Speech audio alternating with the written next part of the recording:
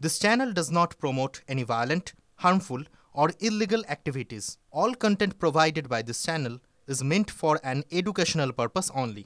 Top quality और consistent performance के लिए सिर्फ सिल्वर पंप नाम याद रखना। বাংলার সংখ্যালঘু সমাজকে ফের বার্তা বিজেপির রাজ্য সভাপতির। এই পশ্চিমবঙ্গ আমাদের চেনা রাজ্য নয়, আমরা এরকম ছিলাম না। এখানে হিন্দু মুসলমান একসঙ্গে স্কুলে সরস্বতী পুজো করত। বাংলায় বিভাজনের রাজনীতি বন্ধ করতে হবে, তার জন্য তাঁদেরও এগিয়ে আসতে হবে। সংখ্যালঘু সম্প্রদায়কে বার্তা শ্রমিক ভট্টাচার্য।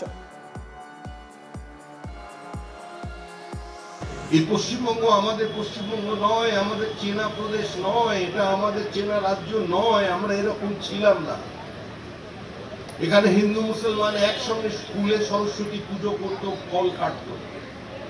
সরস্বতী পূজা করতে দিলে নবী দিবস পালন করতে দিতে হবে, তা নিয়ে সংঘর্ষ হয়ে স্কুল বন্ধ হয়ে যাচ্ছে, এই পরিস্থিতি ছিল না।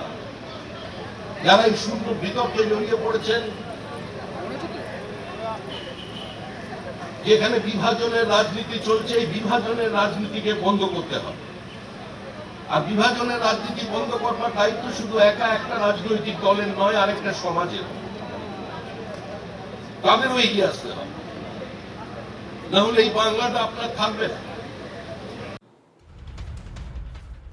বাংলায় হিন্দুদের সংখ্যা কমছে, আর কিছুদিন পর সংবিধানে ধর্মনিরপেক্ষ শব্দ থাকবে না। আমরা এই খবরে নজর রাখছি। তবে শ্রমিক ভট্টাচার্য তিনি যে বার্তা দিয়েছেন, বাংলার সংখ্যালঘু সমাজকে ফের বার্তা বিজেপি রাজ্য সভাপতির। এই পশ্চিমবঙ্গ আমাদের চেনা রাজ্য নয়। শ্রমিক ভট্টাচার্য তিনি কি বলেছেন? বিজেপির রাজ্য সভাপতির বার্তা যে এখানে হিন্দু মুসলমান একসঙ্গে স্কুলে সরস্বতী পুজো করত। বাংলায় বিভাজনের রাজনীতি বন্ধ করতে হবে এবং তার জন্য তাঁদেরও এগিয়ে আসতে হবে। সংখ্যালঘু সম্প্রদায়কে বার্তা শ্রমিক ভট্টাচার্য।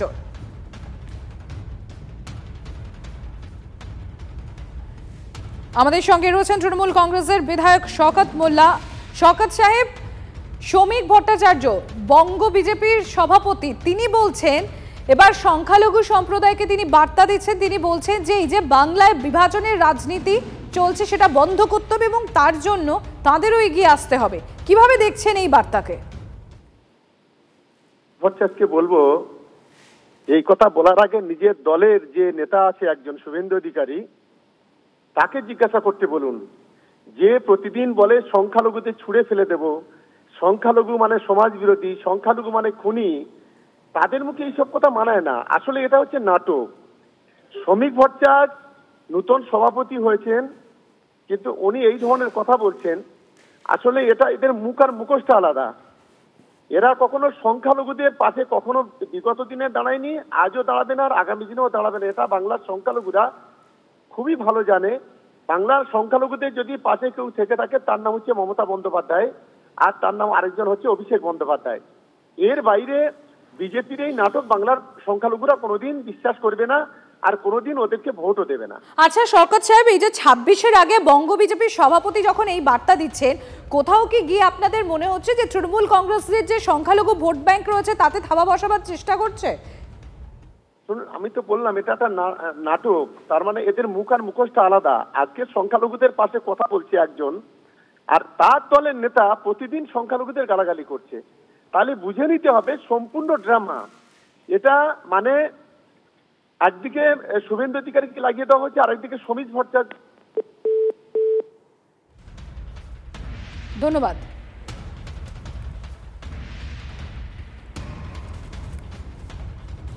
বাংলায় হিন্দুদের সংখ্যা কমছে, আর কিছুদিন পর সংবিধানে ধর্মনিরপেক্ষ শব্দ থাকবে না, শরীয়ত আইন চালু হবে। 1951 সেন্সাসে বাংলায় হিন্দু ছিল 85%, আর আজ সেটা 67-তে নেমে গিয়েছে। তাই শ্যামাপ্রসাদের আদর্শ প্রতিষ্ঠা করতে হবে, মন্তব্য রাজ্যের বিরোধী দলনেতা শুভেন্দু অধিকারী।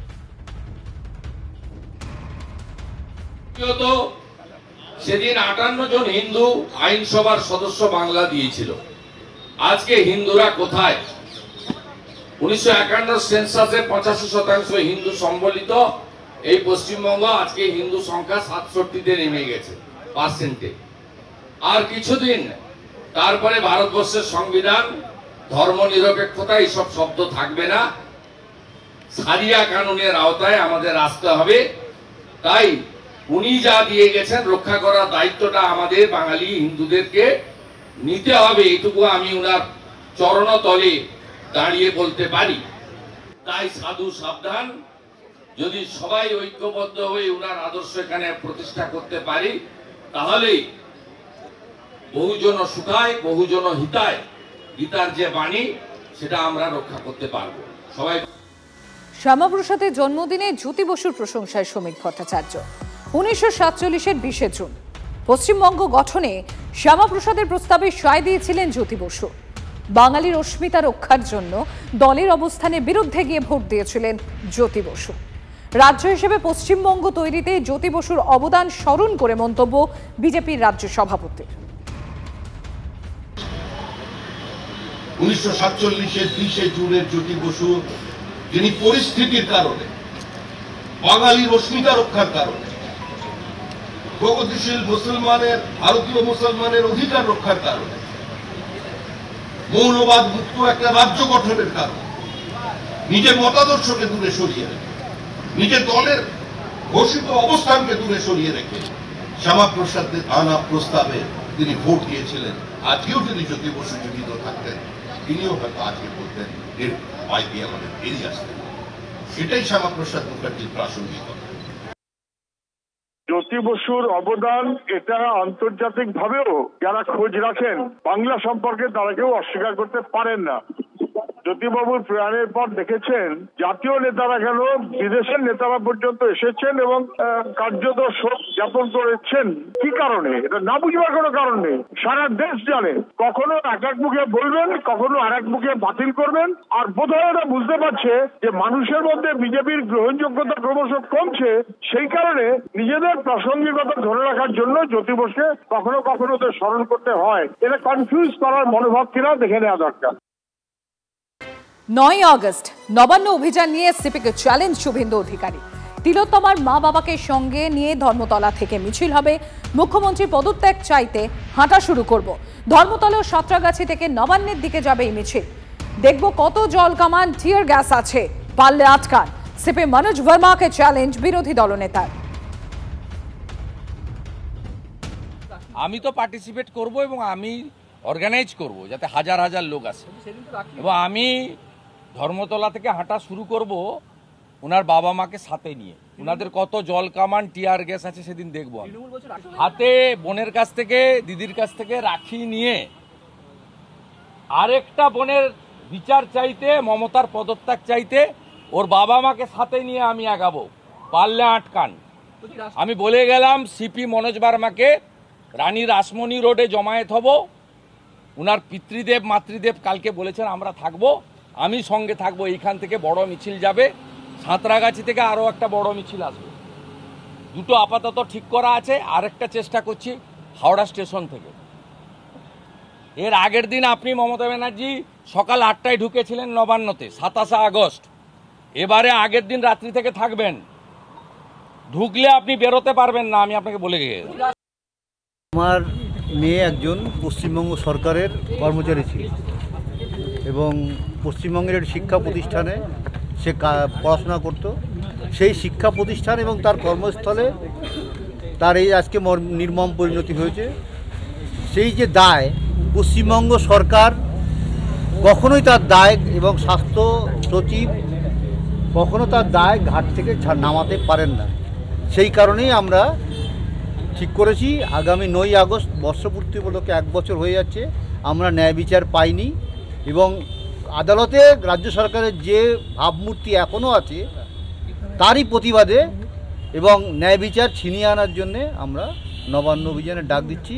সেখানে সমস্ত রকম লোককে আমরা উপস্থিত থাকার জন্যে আহ্বান জানাচ্ছি এবং 14ই আগস্ট যেরকম কোটি কোটি লোক রাস্তায় নেমেছিল রাত দখল করতে, আমি বলবো এই সমাজকে পরিবর্তন করতে আবার ওই রকমভাবে সবাই যেন রাস্তায় নামেন এবং 14ই আগস্ট রাত দখলের দিনটা আবার যেন পুনরায় পালিত হয়।